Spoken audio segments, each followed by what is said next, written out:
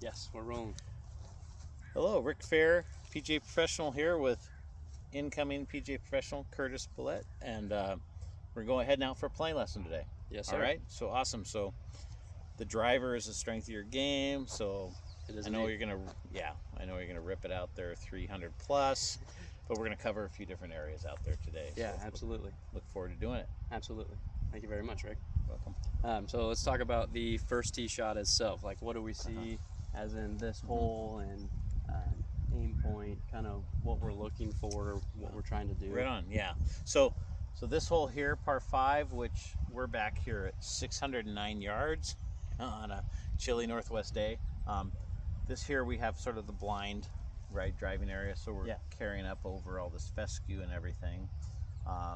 We do have, you're familiar with this hole, that we've got sort of a missing at left, has got a steep slope covered in deep grass and everything. So favor right center so we can see cart path and a tree, so we want to be kind of out just inside that Christmas tree looking thing. That's what we can see from this tee box. Okay.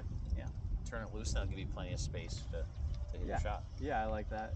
Do you have any kind of recommendations as far as, because oftentimes we have kind of this north to south wind, as far as ball flight or anything like that against the wind or with the wind? Or Yeah, so I think the amount of wind we have right now, imagining your ball flight, would be, the wind could influence the ball direction by probably about 10 yards. Okay, so you take whatever the center of your dispersion and shift it to the right 10 yards. Missing out to the right is really not an issue. Right, you're just laying up or hitting it. So you want to take out the big crooked number that would be left, so you just shift your target more to the right and then shift it a bit more because of the wind's influence. Yeah, that's one thing I've kind of learned about this hole and a lot of holes in general, because it all slopes right to left, right? So that even adds more to, erring to the correct side of the hole. And it can be tricky, but it's definitely something you learn as you play the courses and try the holes. So what about as far as the tee box? Do you ever choose to tee up from the right side or the left side or the center, or is there something? So you're a right-handed player, wind coming from the right. The left miss is more costly than a miss to the right on this particular hole. Right. So we've discussed you shift your target away from the potential penalty stroke. Yeah.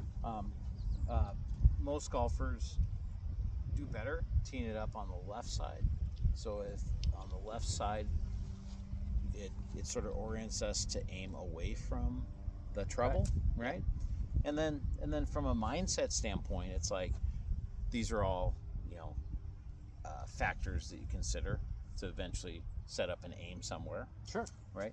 And then recognizing that there's different schools of thought. Some people feel like they have their don't hit it left swing or move. That's sort of up for debate in the instruction industry. Right. But we want you to swing freely, and be committed. And so accepting the outcome, we're certainly not happy if we hit it where we don't want it, but we want you to have a mindset where you're allowing yourself to hit a good one. So anyway, so choose a good smart target, tee it up on the left side, which has you kind of oriented away from the trouble. Yeah. Okay. And then let it go. Perfect. Thank you, Rick. I appreciate it. Yeah, let's have fun.